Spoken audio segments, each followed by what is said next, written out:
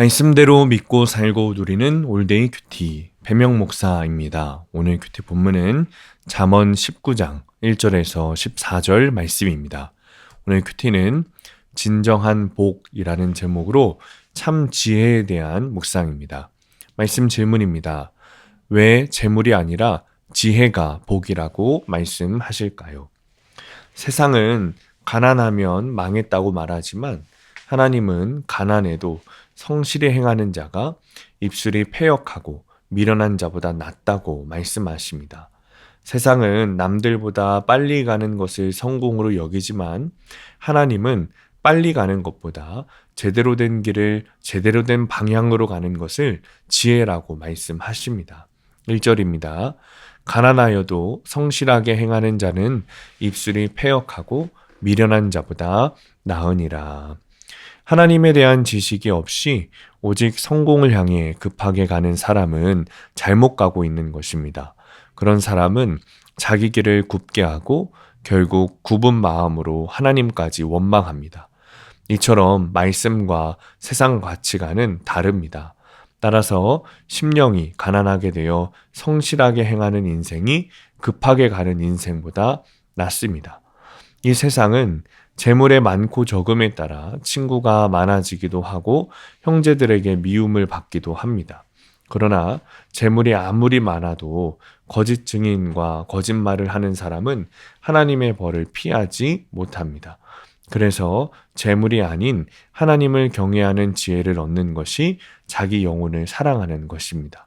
경제적 고난으로 재물과 친구, 심지어 형제까지 잃게 되더라도 말씀으로 자기 죄를 보고 회개하며 하나님의 은혜를 구하는 것이 가장 복된 길입니다.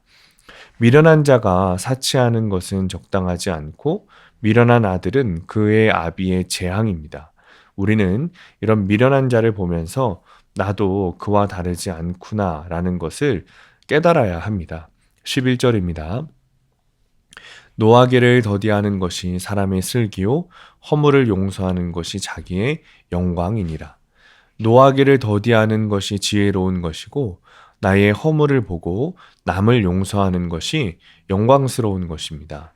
집과 재물은 유산으로 물려받을 수 있지만 슬기로운 아내는 오직 여호와께로 말미암습니다. 하나님을 붙들 수밖에 없는 심령이 그런 가난한 자가 복이 있게 되는 것이죠. 적용 질문입니다.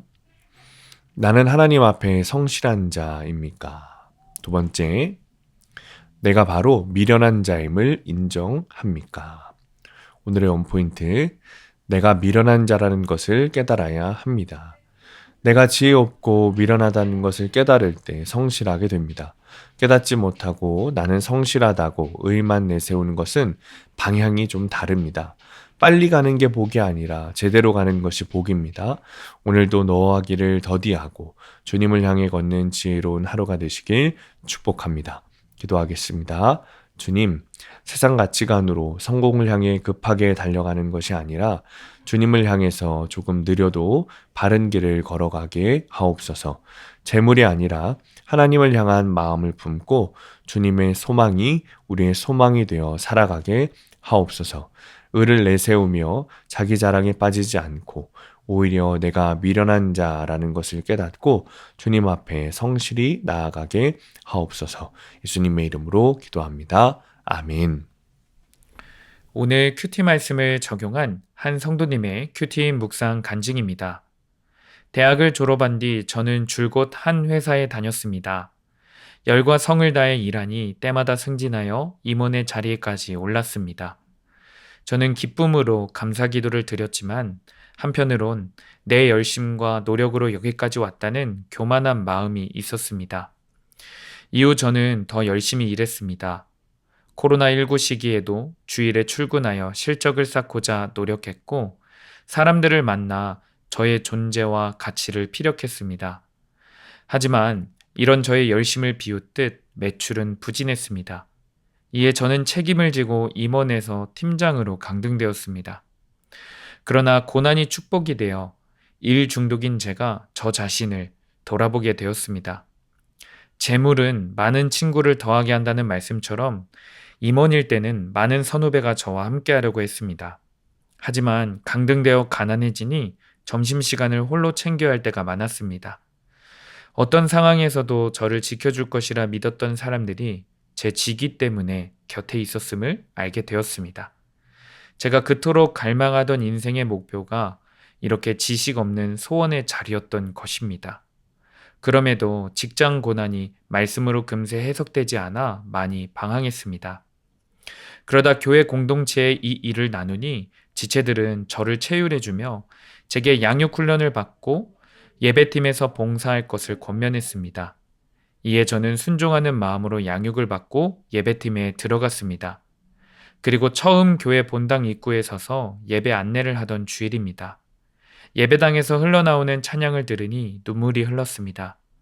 늘 회사 일이 우선이라 예배자로 살지 못했는데 이제야 하나님을 온전히 예배할 수 있게 되었구나 하는 생각이 들었습니다.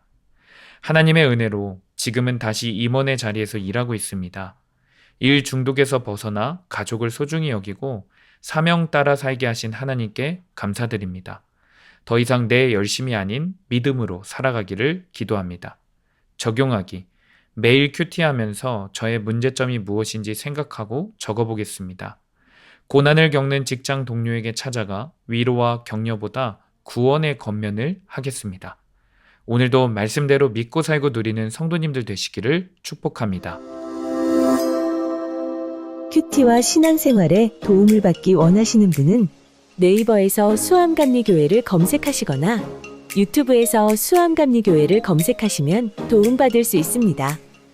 자세한 문의사항은 지역번호 031-482-8047번으로 문의하시기 바랍니다.